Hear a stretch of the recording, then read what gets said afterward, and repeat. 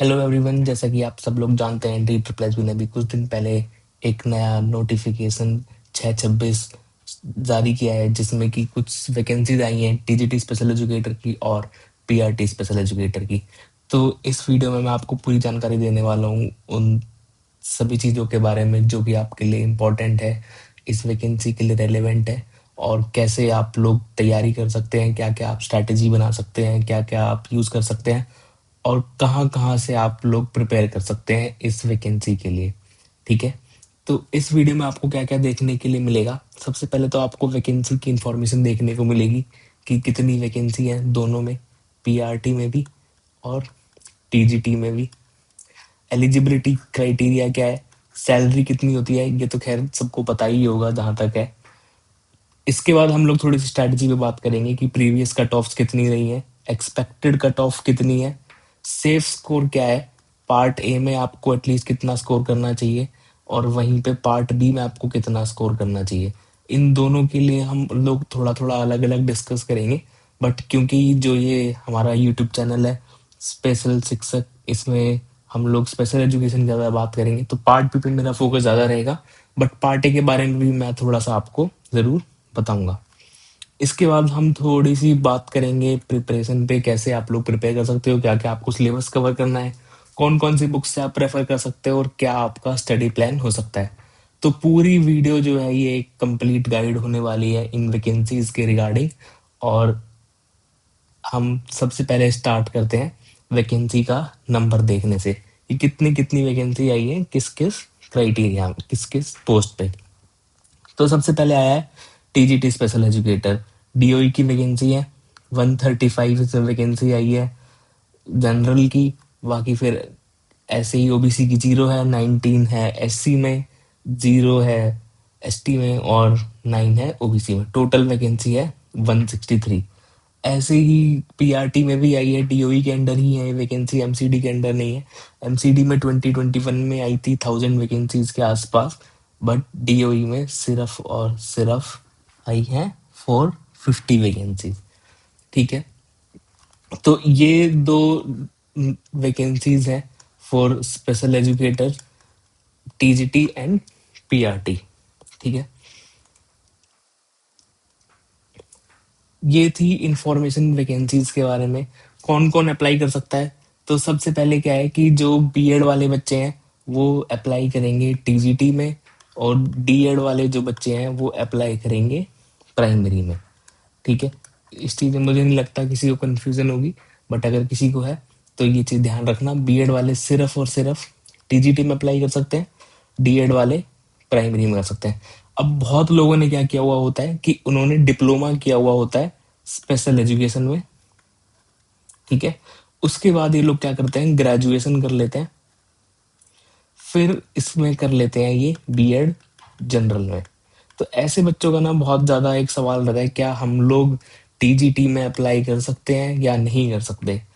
तो ऐसे जो बच्चे हैं जिन्होंने डिप्लोमा किया था पहले स्पेशल एजुकेशन में, फिर ग्रेजुएशन किया और फिर बीएड कर लिया जनरल एजुकेशन में, तो ऐसे जो स्टूडेंट्स हैं वो प्राइमरी में भी अप्लाई कर सकते हैं और टीजीटी में भी अप्लाई कर सकते हैं, तो दोनों के लिए एलिजिबल हो जाएंगे। ठीक है? अब हम आते हैं प्रीवियस ईयर कट ऑफ्स पे। तो देखो प्रीवियसली ना कुछ कुछ एग्जाम्स हुए हैं, टीजीटी में तो बहुत बार ये एग्जाम हो चुका है, 2013 में हुआ, 2018 में हुआ, जो मेजर मेजर है। कुछ कुछ बीच में वैकेंसीज भी आई थी एक बार 2017 में भी, और उसके बाद मेजर हुआ था एक बार ये 2020 में, जिसका पोस्ट कोड था 9320, और फिर हुआ 2022 में। ये वो एग्जाम्स हैं जिनके रिजल्ट आ चुके हैं। बाकी इसके बाद 2023 भी हो चुका है, 2025 भी हो चुका है। ठीक है? इनका अभी रिजल्ट जो है ना वो पेंडिंग है, बट ये 2013, 2018, 2020 और 2022 जो है इनका रिजल्ट आ चुका है। ठीक है? वहीं अगर हम बात करें पीआरटी की, तो पीआरटी में एज स्पेशल एजुकेशन का डीओई के अंडर तो कोई पेपर नहीं हुआ है, बट एमसीडी में वैकेंसी आई थी 3221, उसका पोस्ट कोड था, और इसका भी फाइनल रिजल्ट आ चुका है, लोग ज्वाइन कर चुके हैं और एमसीडी में ये लोग अभी जॉब कर रहे हैं। तो एक बार हम प्रीवियस एग्जाम कट ऑफ जो है उनको देख लेते हैं, ताकि हम लोग स्ट्रेटेजाइज कर पाए और हम लोग अच्छे से जान पाए कि कितना सेफ स्कोर है, कितनी एक्सपेक्टेड कट ऑफ इसकी रहने वाली है। ठीक है।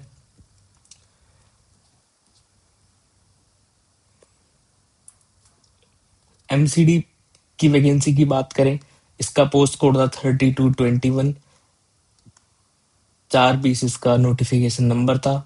इसमें देखो टोटल 978 वैकेंसीज थी, जिसमें कि ईडब्ल्यूएस की 97 थी, जनरल की 255 थी, ओबीसी की सबसे ज्यादा थी यहाँ पर 401, एससी की देखा जाए तो 121 थी, एसटी की 104 थी।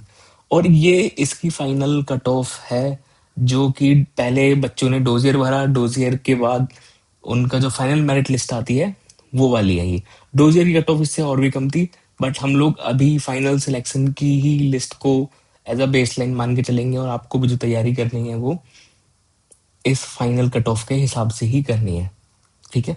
तो एक बार ये देख लो, जब 978 वैकेंसीज थी और यूआर में 255 वैकेंसीज थी, तब कट ऑफ थी 107। यहाँ पर देखो 255 कट ऑफ वो वैकेंसीज हैं। ठीक है। और यहाँ पर देखो जो जनरल की वैकेंसीज हैं वो है 184।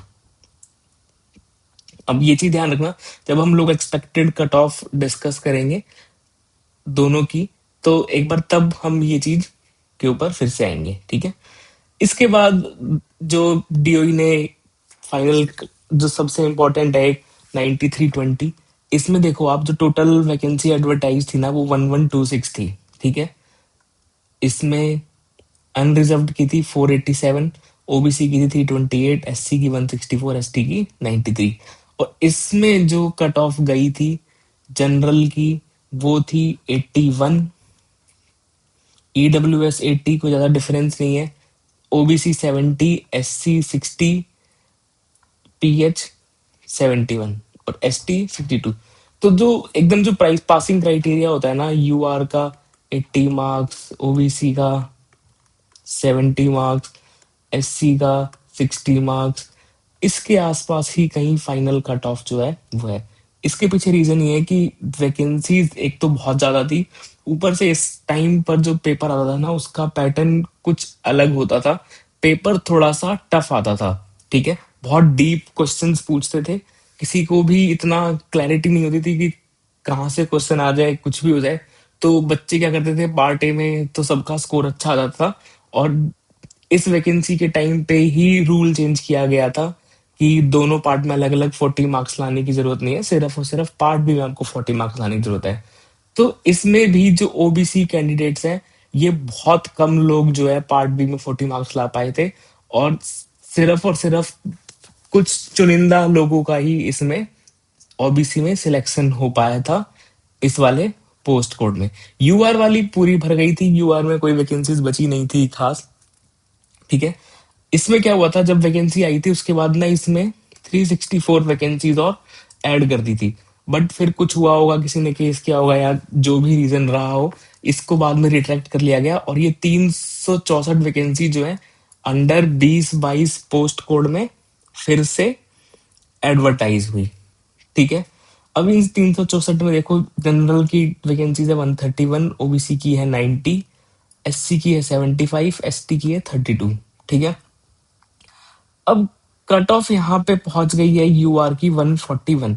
यूआर से ही हम लोग बेसलाइन मान के चलेंगे, और मैं भी सबको यही रिकमेंड करूंगा कि आप लोग अगर तैयारी कर रहे हो तो आप यूआर के हिसाब से ही तैयारी करो। कभी भी कैटेगरी के हिसाब से तैयारी कर सकते हो, बट उसमें ये रहता है कि भाई कट ऑफ अगर ऊपर नीचे हो जाए तो इतना रिस्क क्यों लेना है। आप तैयारी एकदम ऐसे बच्चे की तरह करो जो कि इस पेपर में टॉप करने वाला है। ठीक है। अब एक बार देखो ये चीज, एक आप देखोगे पहले कट ऑफ कितनी थी, 80, और यहां पर कट ऑफ आ गई 141। ठीक है। इससे पहले ना एक एमसीडी एनडीएमसी ने भी एग्जाम करवाया था। ठीक है। उसमें जनरल की वैकेंसीज थी 12, और उसमें भी जो फाइनल कट ऑफ गई थी दैट वाज अराउंड 150 प्लस।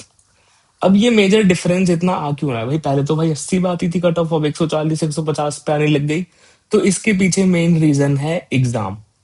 ठीक है, एग्जाम जो है उस वाले में और इस वाले में बहुत जमीन आसमान का फर्क है। उसमें पार्ट ए जैसा था, पार्ट ए अभी भी ऑलमोस्ट ऑलमोस्ट वैसा ही है, बट पार्ट बी जो है उसमें बहुत ज्यादा डीप आता था।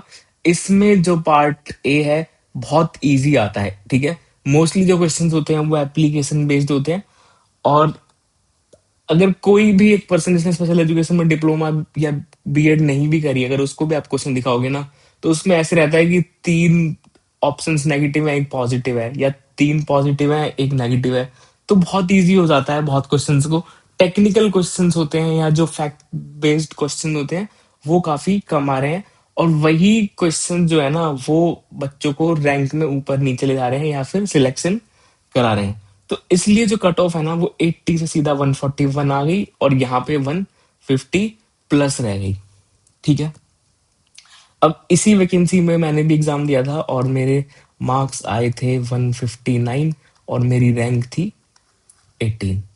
ठीक है, तो 159 पे आप देखो 18 रैंक आई है, और 141 पे जो है वो 131st कैंडिडेट है। तो कितने सारे बच्चे जो हैं 141 से प्लस नंबर लाए हैं। और इसमें जो टॉपर है मैं उसको भी जानता हूँ, उसके भी इसमें जो हाईएस्ट नंबर है वो है 163 इस पोस्ट कोड में। ठीक है, तो अगर हम बात करें एक्सपेक्टेड कट ऑफ की, तो इसमें भी देखो ऑलमोस्ट ऑलमोस्ट सेम थी। इसमें 131 वैकेंसीज थी जनरल की, और 141 पे कट ऑफ गई थी। तो इस पे क्योंकि अब बच्चों को बहुत पैटर्न पता चल चुका है, बट यहाँ पर जो था ना पार्ट ए बहुत इजी आया था। ठीक है, पार्ट बी तो इजी आ ही रहा है, पार्ट ए भी बहुत ज्यादा इजी आया था, और बच्चों को कुछ कुछ बच्चों को नॉर्मलाइजेशन भी अच्छी खासी मिली है। पर अभी क्या है, थोड़े टाइम पहले ना 4225 एक पोस्ट कोड है, उसका एग्जाम हुआ था। टीजीटी एसईटी का ही था। ठीक है, पैटर्न ऑलमोस्ट सेम था, बट पार्ट ए में उसमें इंग्लिश बहुत डिफिकल्ट आई हुई थी। ठीक है, पार्ट ए का लेवल अच्छा था, और पार्ट बी में भी अगर हम स्पेशल एजुकेशन की बात करें तो कुछ कुछ क्वेश्चन जो थे फैक्ट बेस्ड थे, तो जिसकी वजह से कट ऑफ थोड़ी सी नीचे आई होगी। पर अभी जो हम देखें अगर ये 0626 में, तो वैकेंसीज थोड़ी सी इसमें ज्यादा है। ठीक है, तो अभी हम जो एक्सपेक्टेड कट ऑफ है फॉर टीजीटी, मैं यूआर की यहाँ पे बात करूंगा, आप लोग मान के चलो 145 प्लस। ठीक है, और आपको जो तैयारी करनी है वो आपको करनी है 160 प्लस की। तब जाके कहीं आप रियलिस्टिक ग्राउंड्स पे सोच सकते हो कि आपके 145 प्लस तक बहुत इजीली आ जाएं। और कई बार क्या होता है नॉर्मलाइजेशन में मार्क्स कम भी हो जाते हैं। बहुत सारे लोगों को पर्सनली मैं से जानता हूँ जिनके नॉर्मलाइजेशन में मार्क्स कम हुए हैं। तो 160 लाओगे, और मान लो किस्मत खराब हुई, नॉर्मलाइजेशन में मार्क्स कम हो गए, तो उसके लिए भी आपको प्रिपेयर्ड रहना है। ऐसा नहीं है कि सिर्फ और सिर्फ मैंने भाई 140 नंबर का कर दिया है, मेरे 140 नंबर आ गए हैं तो मैं मान के चल रहा हूँ मेरा सिलेक्शन हो जाएगा। नहीं, आपको वर्स्ट कंडीशंस के लिए रेडी रहना है।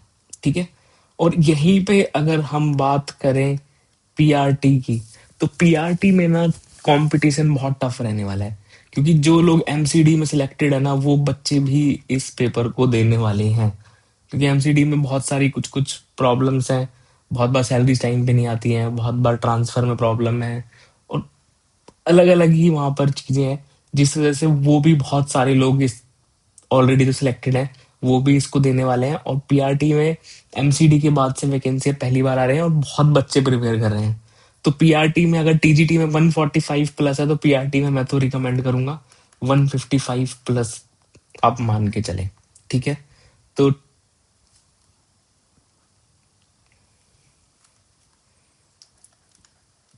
टीजीटी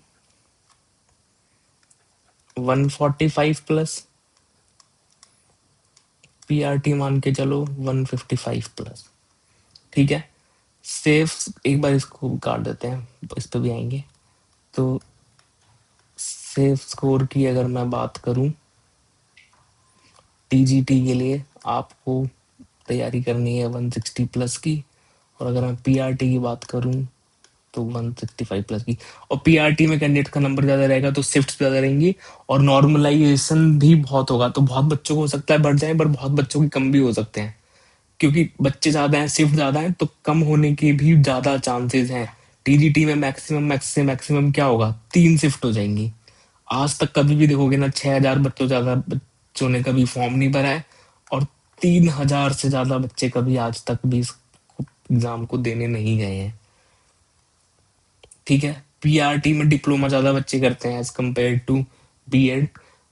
तो इस वजह से इसमें ज्यादा एक तो बच्चे होंगे, ऊपर से मैंने बताया एमसीड वाले भी बहुत सारे लोग इस फॉर्म को भर रहे हैं। बहुत लोगों को मैं जानता हूँ पर्सनली जो कि फॉर्म को भर रहे हैं, तो वो भी होंगे, और नए तो होंगे ही होंगे। तो आपको 165 प्लस तो एटलीस्ट स्कोर करना ही पड़ेगा, अगर आपको बिल्कुल सेफ जोन में रहना है तो, जनरल में। ठीक है, अब हम बात करते हैं प्रिपरेशन की थोड़ी सी, आपको प्रिपरेशन कैसे करनी है। ठीक है, अभी पार्ट ए पार्ट बी, अभी इस पे थोड़ा सा रीजनिंग के बाद में आते हैं। पर मान के चलो, ये अभी ये पीआरटी पीजीटी दोनों के लिए, टीजीटी दोनों के लिए मैं कॉमन बता रहा हूँ, कोई ऐसे अलग नहीं है। क्योंकि मार्क्स की जो एक्सपेक्टेड कट ऑफ की जो रेंज है ना, वो बिल्कुल ऑलमोस्ट सेम ही है, 5-7 नंबर का ही डिफरेंस है। तो ऑलमोस्ट सेम मान के चलेंगे। पार्ट ए में देखो, टारगेट रखना है आपको 80 प्लस का। बहुत ज्यादा बच्चे जो हैं वो 80 प्लस आराम से लेकर आ रहे हैं, सालों साल बैठ के घर पे प्रैक्टिस कर रहे हैं। ठीक है, और मोस्ट बहुत सारे बच्चे ऐसे भी हैं जो एसएससी या फिर ऑलरेडी किसी कॉम्पिटिटिव एग्जाम की तैयारी कर रहे होते हैं, तो 80 प्लस वो ऐसे ही ले आते हैं। ऊपर से लेवल भी ऐसा नहीं आ रहा है एग्जाम का कि जिसमें बच्चों के मार्क्स कम हो। यहाँ पर जो बच्चे लूज कर रहे हैं मार्क्स, बस जीके में लूज कर रहे हैं 10 नंबर के आसपास, 2-3 नंबर ये लोग हिंदी और इंग्लिश में लूज कर रहे हैं। ठीक है, मैथ्स में तो 20-20 भी कर दे रहे हैं, अगर लेंथ दिया है तो 2-3 क्वेश्चन मान लो यहाँ जाएंगे मैथ्स में। तो 80 के आसपास जो है लेकर आ रहे हैं, और 80 plus is very easily doable. ठीक है, यही मैं अगर पार्ट बी की बात करूं तो यहाँ पे आपका टारगेट होना चाहिए 85 प्लस का। अब क्योंकि इस 85 में से बहुत सारे क्वेश्चंस, ऑलमोस्ट 70 क्वेश्चंस आप मान के चलो एप्लीकेशन बेस्ड है। ठीक है, अब एप्लीकेशन बेस्ड है तो बहुत इजीली हो जाते हैं। जिन बच्चों ने कभी, जो सीरियस कैंडिडेट भी नहीं होता ना, वो भी 60-70 आराम से इसमें स्कोर कर रहा है। जो 15 नंबर जा रहे हैं बच्चों के, वो कहाँ जा रहे हैं, फैक्ट बेस्ड क्वेश्चन पे। ठीक है, कुछ अजीब सी लर्निंग थ्योरी पूछ ली उसने साइकोलॉजी से, जो आपने कभी सुनी ही नहीं है, तो वहां पर मार्क्स थोड़े बहुत लूज हो सकते हैं। But 85 plus is very easily doable. और बहुत सारे लोग हैं जिनको मैं जानता हूँ जिन्होंने टीजीटी एग्जाम में 85 प्लस लाए हैं, और एमसीडी वाला जो पीआरटी का एग्जाम हुआ था उसमें तो 90 प्लस भी बहुत सारे बच्चे लेकर के आए थे। ठीक है, तो पीआरटी वाले तो इसमें 90 प्लस भी ला सकते हैं, क्योंकि इसमें बहुत डायरेक्ट क्वेश्चन आते हैं, जैसे कि आईपी की फुल फॉर्म क्या है। ठीक है, अब जो भी स्पेशल एजुकेशन फील्ड में है ना, हर इंसान जानता है आईपी की फुल फॉर्म क्या है। तो इतने बेसिक बेसिक क्वेश्चंस आते हैं पीआरटी के एग्जाम में, तो वहां पर तो मैं बोलूंगा कि आप लोग पीआरटी के लिए 90 प्लस का टारगेट लेके चले। ठीक है, अब प्रिपरेशन कैसे करनी है, सबसे पहले हम लोग पार्ट ए डिस्कस करेंगे। ठीक है, पार्ट ए में देखो, सबसे पहले हम जीके पे ही बात कर लेते हैं। अब जीके जो है ना, इसको हम 3 चीजों में क्लासिफाई कर सकते हैं। एक तो है स्टैटिक, एक है करंट अफेयर्स, और एक आता है आजकल साइंस एंड टेक। ठीक है, स्टैटिक में मैं बोलता हूँ जीके में आप एक तो कर सकते हो पॉलिटी, और एक कर सकते हो आप हिस्ट्री। ठीक है, करंट अफेयर्स में देखो यार, कोई अच्छा है कुछ है नहीं, कहीं से भी उठा के देता है। तो मैं बस बोलूंगा न्यूज़पेपर पढ़ लो, किस्मत अच्छी हुई तो कर दोगे, नहीं हुई तो छोड़ देना। ज्यादातर बच्चे 10-12 नंबर का ही करते हैं, और बहुत सारे बच्चे जो होते हैं ना मेजोरिटी के, वो 7-8 पे ही इस पर रुक जाते हैं। तो अगर इसमें सीए नहीं भी करोगे तो भी काम चल जाएगा, बट स्टैटिक जो है ना उसको आपको नहीं छोड़ना है। तो पॉलिटी, हिस्ट्री और ज्योग्राफी तो 100% कर ही कर लो। साइंस एंड टेक में 9th और 10th की साइंस जो है ना उसको कर लो। अगर आपने स्टैटिक और साइंस एंड टेक कर दिया तो 10 से 12 नंबर कहीं भी नहीं गए आपके, ठीक है, बहुत इजीली लाए जा सकते हैं। इसके बाद आते हैं इंग्लिश और हिंदी पे। इसमें बस एक ही चीज बोलूंगा मैं, ग्रामर। ग्रामर कर लो, हो जाएगा, और कुछ भी करने की जरूरत नहीं है, ठीक है। बाकी तो देखो वोकैबलरी होती है, हिंदी में तो वोकैबलरी की भी टेंशन नहीं है, इंग्लिश में ही है बस जो है वोकैब। और वोकैब की कोई लिमिट नहीं है, बट हाँ कुछ ऐसे लिस्ट आपको ऑनलाइन मिल जाएगी 500,000 वर्ड्स की। अगर उनको कर लो तो बहुत अच्छा है, वरना नहीं तो इतना कुछ है नहीं। 2-3 नंबर से ज्यादा की वोकैब नहीं आती है, आप उसको छोड़ भी सकते हैं, बट मैं तो यही रिकमेंड करूंगा कि आप वो 1000+ वर्ड से आती है लिस्ट उसको कर लो। उसका इन सब जितने भी मैं रिसोर्सेज बताऊंगा नेक्स्ट वीडियो में, सबका लिंक मैं आपको डिस्क्रिप्शन में दे दूंगा लास्ट में, ठीक है। तो उसके लिए आपको घबराने की जरूरत नहीं है, सारी चीजें आपको मिल जाएंगी। अब क्या रह गया है, मैथ्स और रीजनिंग, ठीक है।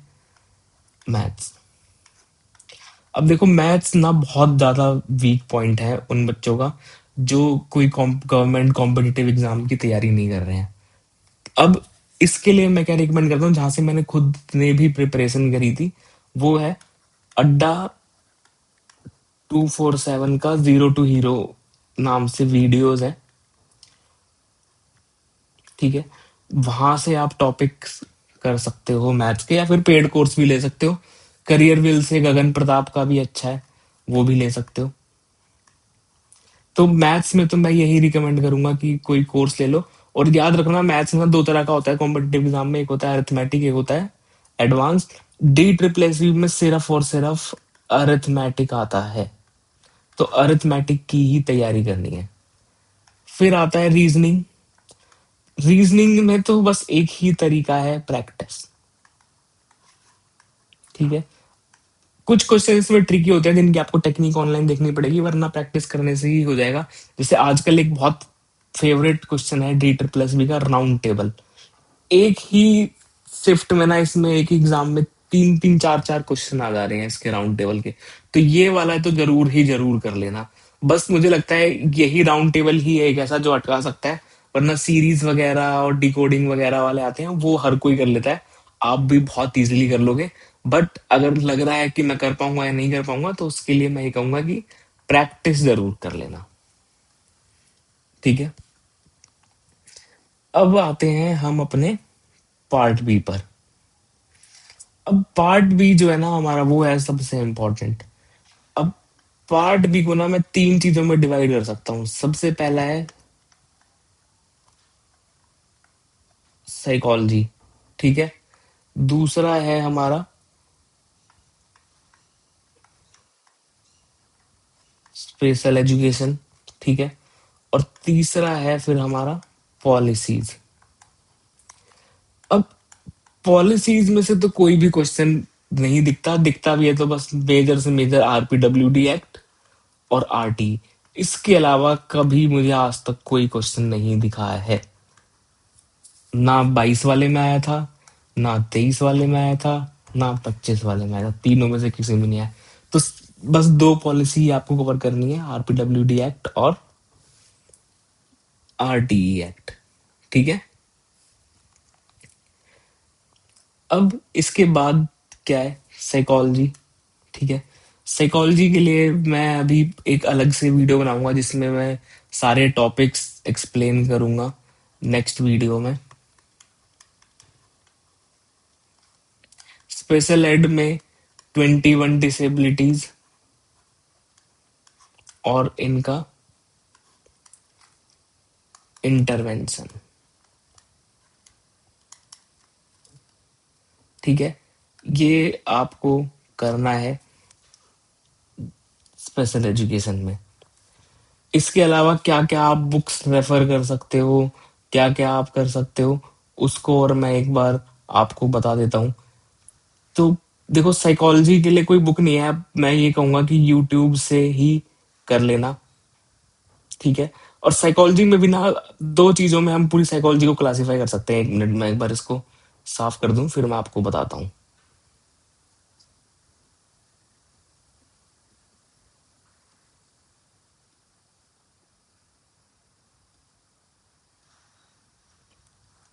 ठीक है।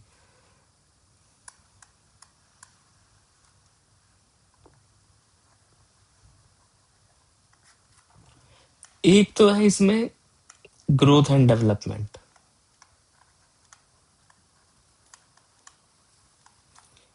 एक है इंटेलिजेंस।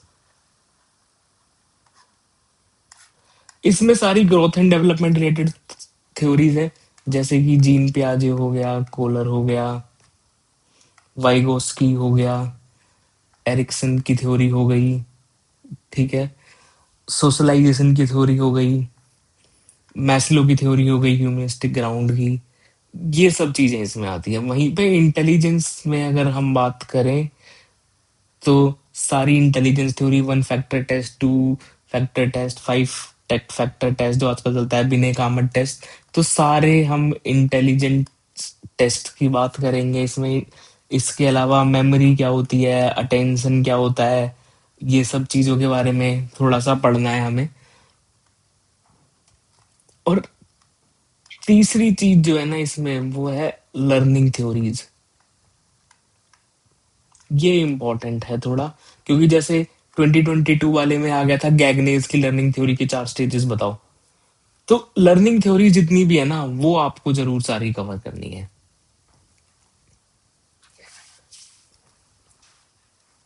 अब जो पार्ट बी है ना, इसके लिए ना एक काम करते हैं, मैं एक अगली नेक्स्ट वीडियो बनाता हूँ, जिसमें मैं सारे टॉपिक्स एक एक करके लिस्ट से आपको बताता हूँ कौन कौन सा टॉपिक पढ़ना है, कहाँ से पढ़ना है, कैसे करना है। इसके लिए आपको ना एक प्रैक्टिस के लिए आप एक बुक ले सकते हो, सरोहा नाम की एक बुक आती है। इसमें 9,000+ MCQs होते हैं। तो पढ़ाई के बाद ना, ये बुक जो है ना, इससे 9,000+ जितने भी MCQs हैं ये सारे कर लो। इसमें एक तो सारे प्रीवियस ईयर क्वेश्चन जो है वो है, इसके अलावा और जो प्रैक्टिस क्वेश्चंस हैं वो भी है। मतलब अगर आपने 9-10 हजार MCQs कर लिए हैं, तो आप ये मान के चलो कहीं ना कहीं आपका सिलेक्शन बहुत इजीली हो जाएगा। आप 100 में से 90 मार्क्स प्लस ही लेकर के आओगे। तो आज की वीडियो में बस इतना ही था। हम लोग मिलते हैं नेक्स्ट वीडियो में। Bye bye. Thank you.